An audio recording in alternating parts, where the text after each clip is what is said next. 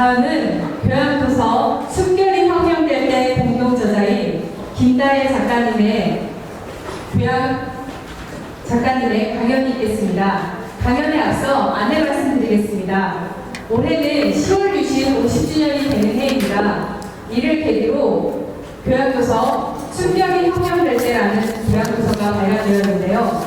이 책은 우리 박정희 대통령 기념재단의 지원 아래 김다혜 작가와 이영훈 이승만 학당 부장, 좌승일 박정희 한수원 원장, 조우석 문화평론가 등 총 17명의 작가들이 5.16 혁명에서 10월 유신까지 18년간의 대한민국의 역사를 한 권의 책에 담았습니다.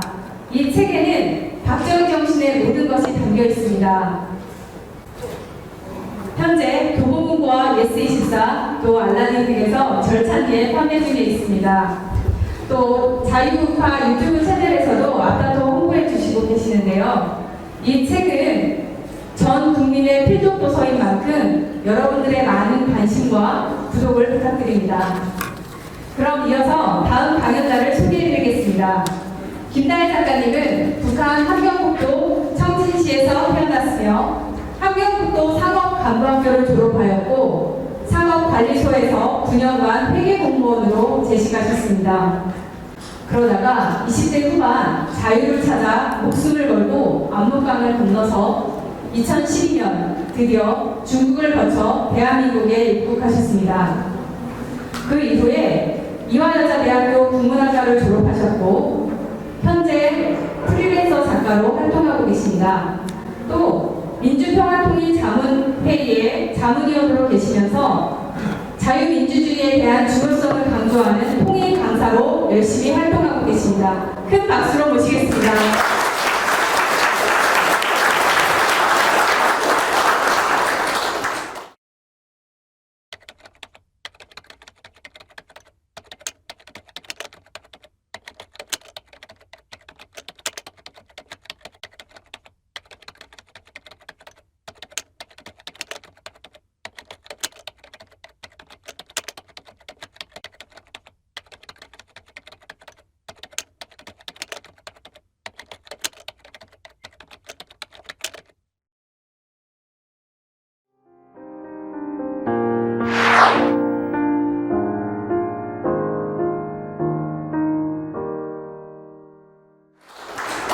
안녕하세요. 아까 먼저 이제 아까 강사님께서 하시는 말씀을 들으면서 너무너무 큰 감명을 받았는데요. 오늘 특별히 이제 5.16 혁명 61주년을 맞으면서 이 자리에 영광의 자리에 서면서 제가 생각한 것은 아마 5.16 혁명을 일으키셨기 때문에 그 박정희 대통령님의 그 업적에 큰 혜택을 받은 사람은 아마 우리 북한에서 온 북한 이탈 주민들이 아닐까 생각을 해봤습니다. 왜냐하면 우리에게는 자유라는 것이 정말 꿈에도 그리던 그림의 떡 같은 것이었고요. 그런데 이 땅에 와가지고 대한민국이라는 나라에서 박정희 대통령님이 이루어 놓으신 그 모든 기반하에서 저희가 자유를 만끽하면서 살 수 있기 때문에 아마 제일 큰 혜택을 받은 수혜자는 아마 우리가 되지 않을까 이런 생각을 해봤습니다. 그런 의미에서 이 자리에 초대해 주셔서 너무 감사드리고 여러분들을 뵙게 돼서 너무 감사합니다.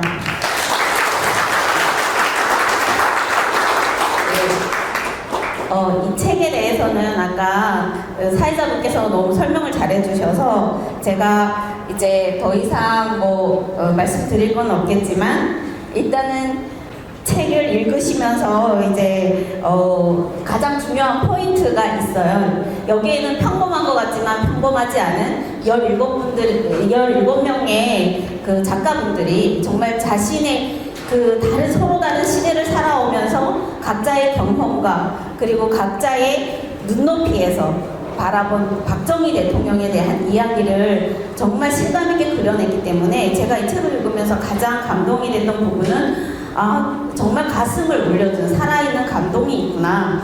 그리고 또 남녀노소 누구나 다 쉽게 읽을 수 있는 그런 재미있고 쉬운 이야기들이 이제 나오지만 그렇지만 또한 거기에는 묵직한 울림을 주는 그런 서사가 담겨 있다는 점입니다. 그래서 이제 여기 계신 분들이 누구나 박정희 대통령님을 존경하고 또 대한민국을 사랑하시는 분들이라면 이 책을 꼭 읽어봐 주시기를 부탁드립니다. 제가 이제 어떤 한 분이 보수 작가님이셨는데 이렇게 말씀하시더라고요. 우리나라 대한민국의 그러니까 그 대한민국 보수의 가장 큰 위기는 무엇이냐? 책을 읽지 않는 것이다. 왜냐하면 제가 이제 경험문고랑 예스24에서 이제 아까 말씀하신 것처럼 판매를 한다고 하셨잖아요.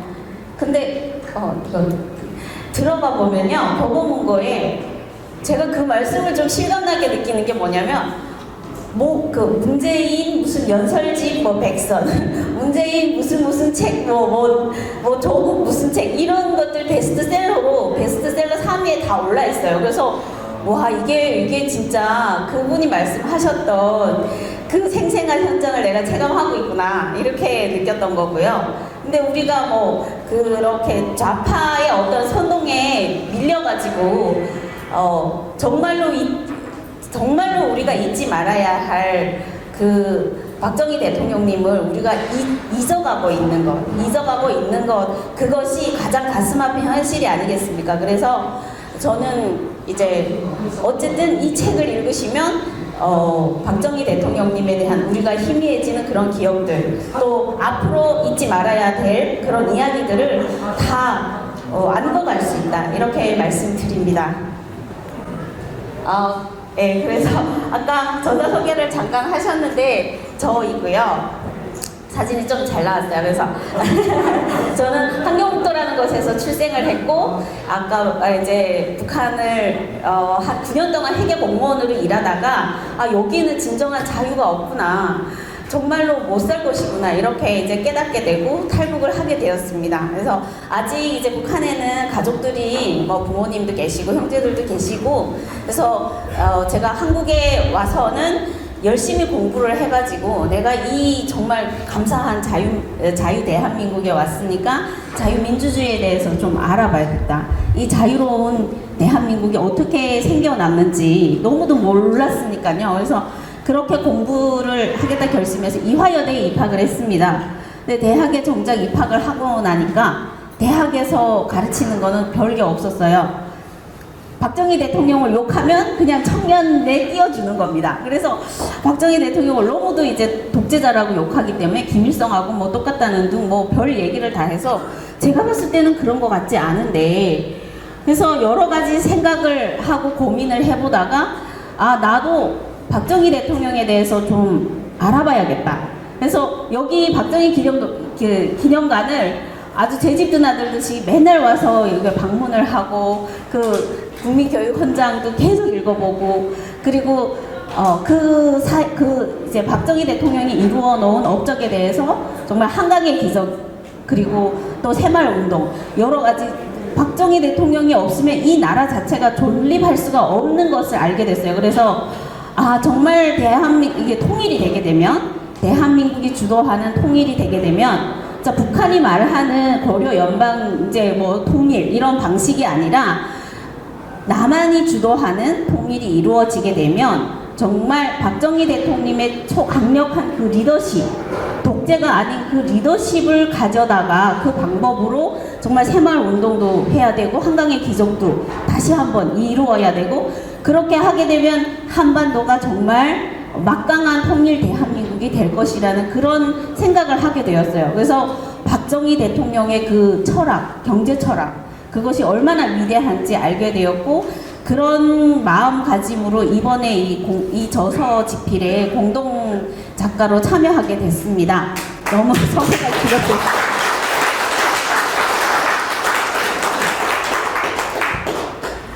목차는 그냥 간단하게 이렇게 보시면 됩니다. 그리고 이제 제가 말씀드렸듯이 저는 일단 대한민국에 와서 너무도 감사한 게 많았는데, 그 중에서 제일 감사한 거는 내가 숨쉴 수 있는 자유를 얻었기 때문에 그게 감사했어요. 그래서 이 이런 자유가 박정희 대통령이 아니면 우리 지난 5년 동안 숨을 쉴 수 있었습니까?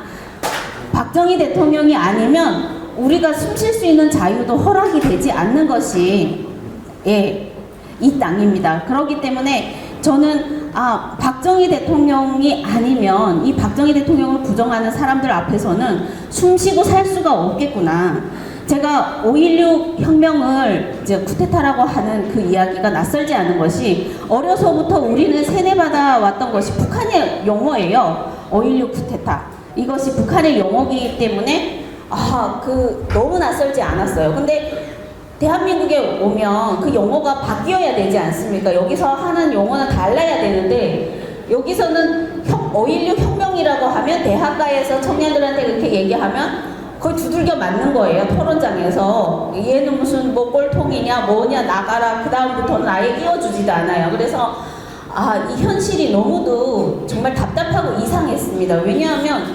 우리는 박정희 대통령이 혁명으로 일구어 놓은 땅에서 먹고 마시고 정말 내가 하고 싶은 걸 다 누리면서 여행 가면서 살아가고 있는데 그것이 자유인데 그 자유라고 나는 알고 있는데 그것을 부정하면서 북한이 말하는 용어를 그대로 갖다 쓰면서 5.16 쿠데타라고 하고 박정희를 독재자라고 하고 이렇게 하는 현실이 너무도 이상했어요. 이거는 맞지가 않는다. 논리적으로 이게 맞지가 않는다. 이렇게 생각이 되어서 청년 박정희 연구회라는 데 이제 제가 청년들하고 이제 가입을 해서 연구를 해봤어요. 연구를 해봤는데 그 사람들이 말하는 이 지금 젊은 대학가에서 소위 말하는 운동권 세력들이 다 대학가의 교수 뭐 다 잡고 있으니까 학생들한테 가르치는 게 뭐겠습니까? 그냥 자기네 사상이죠. 북한이 얘기하는 그런 사상들을 전파할 수밖에 없는 거예요. 그래서 그것이 틀렸다는 것을 저는 깨닫게 됐어요. 그래가지고 일단은 왜 북한에 대해서 잘 모르는 사람들이 북한을 너무도 찬양하고 동조하는 거 있잖아요.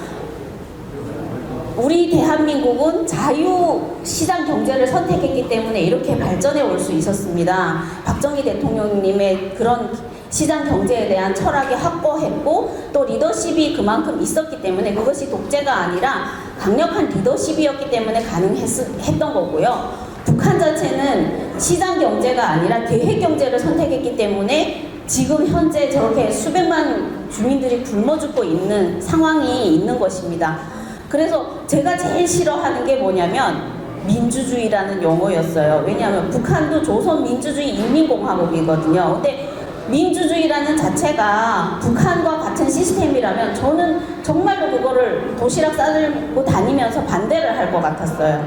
근데 여기 오니까 민주주의라는 얘기가 빠지게 되면 정말 뭐 사람 취급에도 안 섞여주는 그래 자유가 중요한 것이 아니라 민주주의가 더 중요한 이렇게 되다 보니까 뭔가 잘못됐구나 너무도 잘못되어 가고 있구나 이런 생각을 하게 되고 이제 글을 쓰게 되었습니다. 근데 제가 이제 이 꼭지에서 얘기한 것은 북한의 시장 경제 시스템이 왜 잘못되었는지 그것이 사람들을 얼마나 세뇌시키고 얼마나 무기력하게 만들고 바보같이 만드는 그런 시스템인지 이런 것들을 분석해서 이제 썼기 때문에 아마도 사실은 그러죠. 저한테 이제 제가 북한에서 왔으니까 다들 물어보시는 분들이 있어요. 아니 북한이 그냥 나쁘다. 김일성이기 때문에 그냥 나쁘다. 그냥 뭐 이렇게 돼서 주민들 힘들게 했다. 근데 그거는 뻔한 일이지만 너무 막연한 이야기고요. 거기에 구체적으로 들어가면 북한 자체가 시장경제 시스템이 아니라 계획경제를 선택했기 때문에 저렇게 망해버린 거고 동구라파의 어떤 그 공산주의 국가들 다 망해버린 것 아닙니까? 그래서 지금 현재 그 과정을 떠나서 지금 현재 결과론적으로 놓고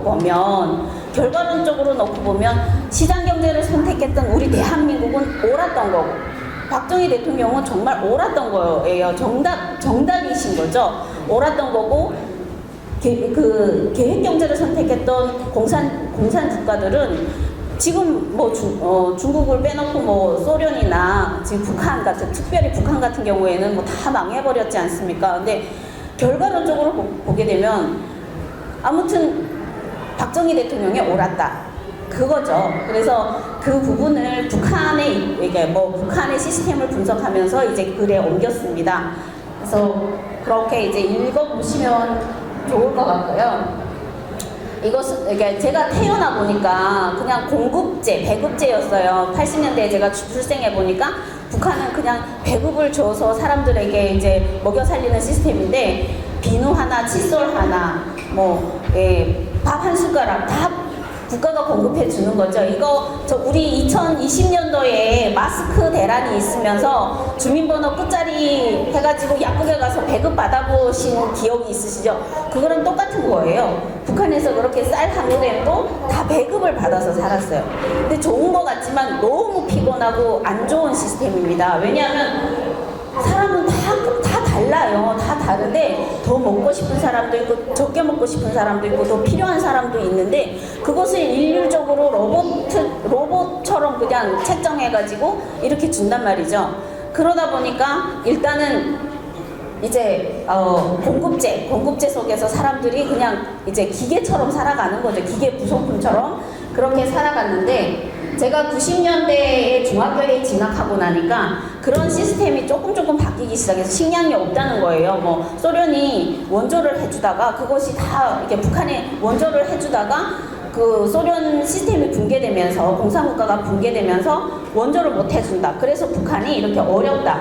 그 다음부터는 계속 이제 미국에 대한 미국이 그러니까 북한을 너무도 못 살게 하기 때문에 이렇게 우리가 다 굶어 죽게 되는 거다. 그렇게 세뇌 교육을 시키기 시작했어요. 그래서 배급제가 붕괴되고 나니까 혹시 집에서 애완견을 기르시는 분들이 계시는지 모르겠지만 주인이 밥을 줘야만 먹고 살잖아요. 애완견은. 북한 주민들도 똑같았어요. 그냥 국가가 뭘 줘야만 먹고 살았는데 어느 날 주인이 갑자기 밥을 안 주고 한 달 동안 굶겨 놓으면 굶어 죽을 수밖에 없잖아요. 그러니까 북한 시스템이 그렇게 된 거죠. 그래서 국가라는 것만 바라보고 있다가 아무것도 안 주니까 굶어 죽는 사람이 많고 또 그 중에서는 정말 생존력이 강한 사람들은 창문이라도 뛰쳐넘어서 중국을 해서 이렇게 대한민국으로 오거나 이렇게 하는 사람들도 있고 그래서 이렇게 북한 자체가 이렇게 배급 체제 시스템이 무너지기 시작합니다. 그리고 그것을 고난의 행군이라고 이름을 붙여놓는데 그 고난의 행군 시기에 30만 명, 300만 명까지 굶어 죽었다고 이렇게 얘기를 하죠. 길거리에 나가면 그냥 저희도 그때 이제 고등학교 시절이었는데 길거리에 나가면 굶어서 죽은 사람들이 있어요. 있는데 누구도 치우는 사람도 없어요. 왜냐하면 내 살기도 바쁘니까. 그거를 관리하는 공무원들도 없고 그래서 이런 험악한 상황이었습니다. 그렇게 되니까 이제 장마당이라는 것이 생기고 장마당이 생기는데 이거는 그러니까 국가에서 허락을 한 장마당이 아니에요. 사람들이 그냥 생존을 위해서 물물 교환을 하기 위해서 암시장이 형성된 거고요. 국가가 이제 배급을 안 주게 되면 혹시 그냥 너네에서 먹고 살 만큼이라도 살아라 하고 풀어놔야 되는데 그거를 안 해주고 또 단속을 합니다. 이거 장사하거나 이러는 거는 사회주의 그런 문화에 맞지 않는 거니까 너네들은 다 이제 잡아가야 된다. 이렇게 잡아들이기 시작해서 그러면 살지 말라. 궁극적으로는 너네는 살지 말아라는 거잖아요. 주던 것도 안 주어서 굶어 죽게 되고 살아보려고 뭔가 장사를 하게 되면 장사도 안 된다. 이렇게 잡아가고 그래서 아주 일대 혼란기가 시작됐죠. 그렇게 되다 보니 2000년대에는 뭔가 이제 개혁을 해봐야겠다 해가지고 김정일이 이제 경제관리 시스템을 관리 조치라고 이제 내놓게 되는데 이것도 실패하게 됩니다. 시장 장마당을 너네가 이제 북한 주민들이 나와서 장사를 해라 하는데 나와서 장사를 하게 되면 또 그만큼 뺏어가는 거죠. 저희가 어렸을 때 이제 세뇌받기로는 북한은 조선민주주의인민공화국은 세계 유일하게 세금이 없는 나라라고 배웠어요. 그래서 정말 세금이 없는 나라에서 행복하게 사는구나 이거 세뇌받고 살았는데 세금이 없는 게 아니었어요. 사실상 우리 아빠 엄마들은 나가서 한 달 동안 열심히 일해가지고 거기에 일한 몫의 10%만 배급으로 받았고 90%는 다 국가가 강제적으로 뺏어간 거죠. 그게 세금보다 더 무서운 것이었던 거죠. 근데 북한은 우리를 세뇌시키기를 우리는 세금이 없다 이렇게 세뇌를 시켜가지고 그 이제 북한 주민들을 관리를 해온 거죠. 그런데 2000년도부터 이제 뭐 시장 경제 시스템을 받아들인다 뭐 이렇게 하다 보니까 수도세, 전기세, 뭐 토지세 이런 세금이 생겨나기 시작한 거예요. 그래서 저희들도 그 세금이라는 게 뭐냐, 북한 사람들 세금에 대한 거를 아예 가르치지를 않다 보니까 세법 자체가 없어요. 그래서 그러다 보니까 이 개념이 정확하지 못했던 거죠. 그러면 거기 뭔가 법적으로 제대로 명시되어 있지 않은 혼란의 상황에서는 거기에서 중간에서 이제 장난을 치는 관료들이 되게 많아집니다. 그러면 이렇게 뭐 5% 세금을 받아라 하면 거기에서 10%를 받아서 5%는 자기가 띄어먹고 막 이렇게 하는 사람들도 많이 생겨나고 어쩌다 보니까 북한은 아주 대혼란기를 겪게 되는 거죠. 이렇게 2009년도에는 또 화폐, 굵직굵직하게 화폐 개혁을 했지만 그것 역시도 이제 실패를 하게 됩니다. 그러니까 북한 주민들 자체는 이제 더 이상은 정부를 믿는 게 아니라 이 정부에서 실시하는 배급제 자체가 잘못되었다는 거. 그리고 또 그 배급을 바라보고 사는 사람이 이제는 없어졌어요. 배급을 이제 10년, 20년 가까이 안 주다 보니까 배급에 의존하는 사람들이 없어진 거죠. 그리고 배급을 못 받아서 거의 굶어 죽은 사람은 거의 다 굶어 죽고 이렇게 하다 보니까 그냥 내 힘으로 자력갱생으로 살아야 돼. 땅이라도 타서 뭐 감자라도 심어서 먹고 살아야겠다. 이렇게 하면서 자기 힘으로 살아가는 사람들이 많게 되었습니다. 북한에 은행이 없는 거 아시죠? 개인들이 돈을 벌어서 은행에다 넣지 못해요. 왜냐하면 개인 소유가 인정이 안 되다 보니까 그 은행에다가 내 입금을 하는 동시에 그거는 국가에서 감시하게 되고 그 돈을 추적하게 되고 하니까 은행에서 관리를 못하는 거죠. 그러면 사람들이 장사를 해서 조금씩 모은 돈들은 장판 밑에 숨기거나 땅을 파서 이제 김장독 뭐 이런 데다가 비닐봉지에다 싸서 숨기거나 이렇게 하는데 갑자기 화폐 개혁을 실시하다 보니까 그 돈이 다 휴지 조각이 돼버린 거예요. 그래서 또 2009년도에 한바탕 수많은 사람들이 죽고 북한을 또 탈출하게 되고 이런 아무튼 지금까지 그냥 북한 자체는 그 혼란기의 연속 그리고 정말 그냥 그 새까만 먹구름이 뒤덮인 그런 암흑기의 연속이라고 생각하시면 됩니다. 거기에서 사는 사람들이 뭔 죄가 있다 이렇게 삶을 살아야 될까요? 정말로.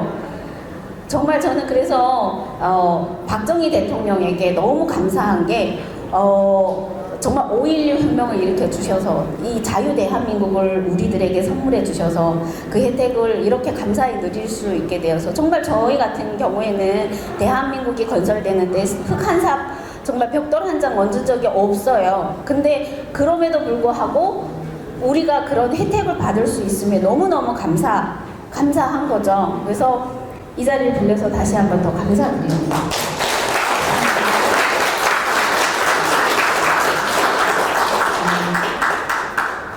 그리고 이제 시장이 뭐 활성화된다고 하지만 궁극적으로는 시장이 활성화되었지만 북한 정부에서 감시를 해가지고 누가 개인적으로 자산을 많이 불렸냐 그러면 무조건 잡아가요. 자산을 이제 많이 불리게 되면 무조건 잡아가서 개인 소유는 허락되지 않는다. 지금도 이렇게 이제 관행처럼 되고 있는 것이 북한 현실이고요. 그래서 그 결과 저도 이제 9년 동안 회계 공무원을 하면서 개인 사업을 크게 했었어요.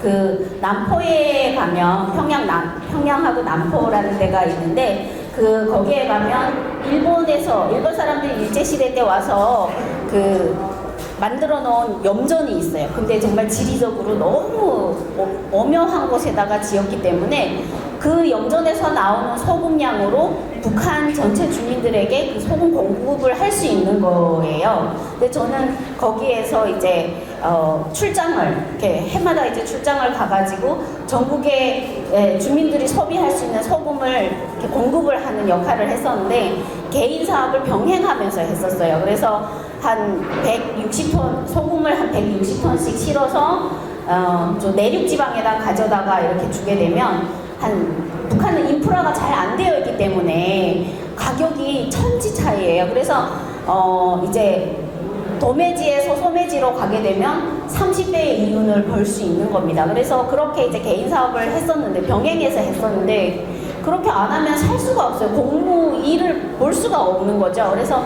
했었는데, 이게 좀 커지니까, 북한에서 이제 보위부에서 감시를 하게 되고, 그거를 무조건 이제 무상벌수를 한 거예요. 그래서 그 계기로 해서 저도 이제 대한민국으로 오게 되었습니다. 왜냐하면 이 땅에는 정말 희망이 없구나, 진정한 자유가 없구나, 먹고 살아야 할 자유조차도 우리에게는 허락되지 않는구나, 그렇게 생각하고 남한으로 오게 되어서 오늘 이렇게 감사하게 살 수 있는 겁니다.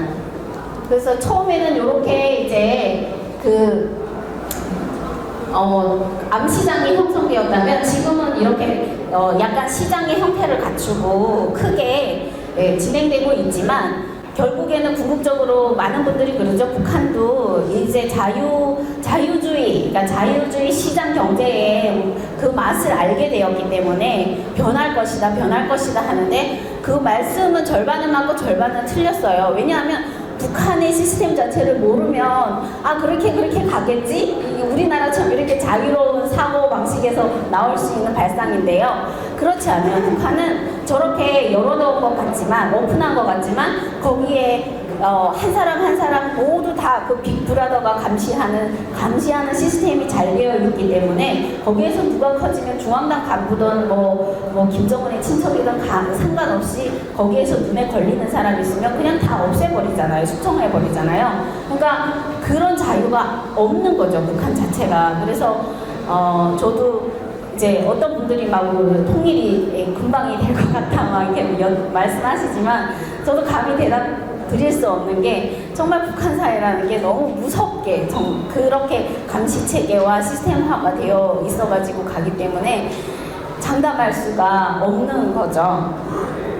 그래서 이제 저는 이 책의 마지막에 녹여내면서 진짜 자유와 가짜 자유라는 게 과연 무엇일까 생각을 해보았어요. 사실은 북한에 있을 때도 정말 우리는 자유가 없어서 그 자유가 너무도 목말라서 이제 탈출을 해서 왔는데, 처음에 대한민국에 왔을 때는 정말 신생아 같은 기분이었어요. 내가 모르던 세상을 이렇게 접한 것이 얼마나 감사한 건지. 그래서 그 감사한 것만 가득 안고 살았는데, 정작에 이제 아까 말씀드린 것처럼 처음 말씀드린 대학에 들어가서 배워보니까 그 지성을 가르치는 곳에서 그냥 그 자기의 어떤 이승만 건국 대통령, 그리고 정말 경제 대통령을 부정하는 비하 발언이나 하고, 그런 것을 비하하고 부정을 해야만이 정말 무슨 멋있는 청년이 된 듯 이렇게 엮어버리는 그런 현실들이 너무 안타깝고 비참했어요. 이거는 무슨 정말 요즘 말로 말하면 코로나 바이러스보다 더 무서운 거죠. 그래서 이런 걱정도 했습니다. 내가 이렇게 소중하게 찾아온 것이 또다시 북한처럼 그렇게 되지는 않을까? 그런 걱정을 많이 했어요. 그래서 제가 아는 여기 이제 이 재단에 조우석 이사님이랑 계셨는데, 그 이사님께 전화를 해서, 이게 제가 북한에서 겨우 탈출을 했는데, 목숨 걸고 탈출했는데, 아니 남한도 이게 북한처럼 되지 않을까요? 막 요즘 5년 동안에 이 문재인 정권에서 보면 막 그럴 것 같아요. 막 정말 이건 진심에서 나온 목소리였어요. 왜냐면 제가 겪어봤기 때문에, 그 세상을 살아봤고 또 여기 와서도 이렇게 겪어봤기 때문에, 그래서 그 걱정을 하고, 과연 우리에게 진짜 자유라는 것은 무엇일까? 지난 5년 동안 정말 무서워서 정말 진정한 자유를 누리지도 못하면서 살아왔는데, 그래서 그 진짜 자유라는 것은 박정희 대통령님이 주셨던, 박정희 대통령님이 우리에게 정말 이렇게 말씀하셨던 그것이 진짜 자유지 않을까, 저는 그렇게 생각을 합니다.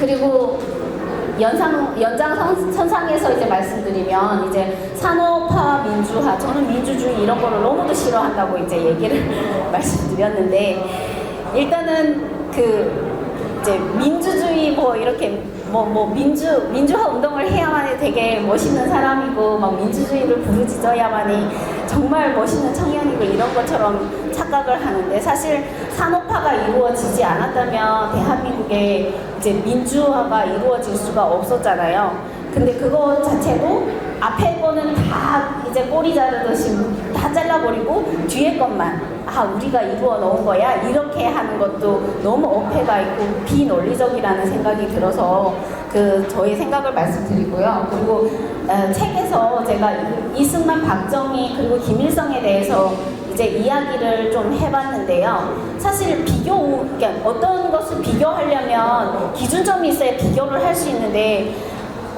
박정희 대통령이나 이승만 대통령 그리고 김일성에는 비교할 수 있는 기준점이 없어요. 기준점이 없어요. 그래서 비교 자체가 불가능하지만, 제가 이 대한민국 땅에 왔을 때 너무도 박정희는 너 왜 북한에서 그렇게 김일성한테 당하고 또 박정희를 찬양해? 왜 그래? 이렇게 말씀하는 분들이 계셔서 왜요? 그랬더니 박정희도 김일성 못지않은 독재자였다 이런 얘기를 하기 때문에, 그러면 한번 비교해보자. 그분들이 어떤 선택을 했기 때문에 그렇게 이제 같은 선상에 놓고 얘기하는지. 근데 비교해 보니까 비교할 수가 없어요. 비교 기준점이 명확하지 않고요. 그렇지만 결과론적으로 따져보게 되면 박정희 대통령님께서 5.16 혁명을 통해서 대한민국의 자유민주주의, 자유시장 경제를 정말 옹호하셨기 때문에 오늘의 대한민국이 탄생할 수 있었던 거고, 그거는 누가 이제 부정할 수 없는 역사적 사실인 것이고, 북한은 시장적인 계획경제를 선택했기 때문에 저렇게 막 해버리고 온갖 주민들이 다 굶어 죽고 거의 이제 거지꼴을 면치 못하고 있는 것이다. 그거는 정말 결과적으로는 우리가 지금에 와서는 얘기할 수 있잖아요. 그 과정선상에 있을 때 70년대, 80년대에는 잘못 이해할 수는 있다고 생각을 해요. 그 과정선상에 있었기 때문에. 그렇지만 지금 현재 결과를 놓고 봤을 때는 우리가 그걸 부정해서는 안 된다. 그 말씀을 드리고 싶었습니다. 예, 그래서 이제 마무리를 지으면 제가 이제 처음에 이 책의 꼭지를 82년생 북한 김지영의 꿈이라고 이렇게 썼는데, 그거 사실은 제가 대학에 이화여대에 들어가니까, 이화여대는 사실 우리나라의 페미니즘의 메카라고 그래요. 그래서 들어가서 공부를 하면서 제가 느낀 거는 뭐냐면, 그러면 여성주의의 여기 여성 인권에 대해서 이야기하는 것이면 나는 북한 여성의 인권에 대한 답도 내가 찾을 수 있겠다, 이곳에서. 그런 설레임과 그런 기대감을 안고 사실 공부를 열심히 했었습니다. 그런데 이제 그곳에서는 그런 답을 찾을 수는 없었고요. 결국 제가 느낀 거는 4년 동안 배우면서 느낀 거는 이곳에는 정말로 선택적 페미니즘, 선택적 정의, 진짜 자기의 편이 아니면 다 배제하고, 그리고 기본적으로 페미니즘이라는 자체가, 여성주의라는 자체가 너무도 변질이 돼가지고 자기의 이해관계를 따르지 않으면 다 배제시키고, 거기에서 거기에서 나온 폐해가 폐단이 뭡니까? 개딸들이잖아요. 그렇게 된 것이 오늘날의 대한민국 여성주의, 대한민국 여성들을 망쳐놓고 있었던 거더라고요. 그래서 그런 걸 제가 이제 직접 현장에서 느끼고 배우면서, 일단 82년생 김지영이란 책이 막 100만 부 팔리고 막 베스트셀러가 되고 난리가 났던, 이슈화가 됐던 그런 책이었어요. 그래서 대학에서 국어국문학을 전공하면서 이제 그 책을 읽고 분석하고 계속 쓰는데, 그거 발표를 하는데 제가 고통스러웠어요. 사실 저희 입장에서, 북한 여성의 정말 그 참담한 현실을 살아가는 걸 아는 사람의 입장에서는 너무도 이게 아무것도 아닌 걸 가지고 너무 이렇게 이게 여성의 인권이고 이 여성의 불쌍한 현실이고 막 이렇게 얘기하는 것이 너무 고통스러웠던 거죠. 그래서 그거를 대한민국의 어떤 선택적 페미니즘, 너무도 가식적이고 옳지 않은 그 페미니즘을 돌려가기 위해서 비판한 것이 제목이 그냥 82년생 북한 김지영이라고 이렇게 달았던 겁니다. 그래서 여러분들이 이렇게 이렇게 오늘 저희의 부족한 이야기를 들으시면서 북한이 어떤 계획경제 시스템이었고 또 북한이 왜 저렇게 되었는지 저는 잘 아셨으면 좋겠고 또 그렇기 때문에 반면에 진짜 우리 대한민국의 경제 대통령이신 박정희 대통령님을 다시 한번 감사하게 생각하고 기리는 그런 오늘이 되었으면 좋겠습니다. 감사합니다.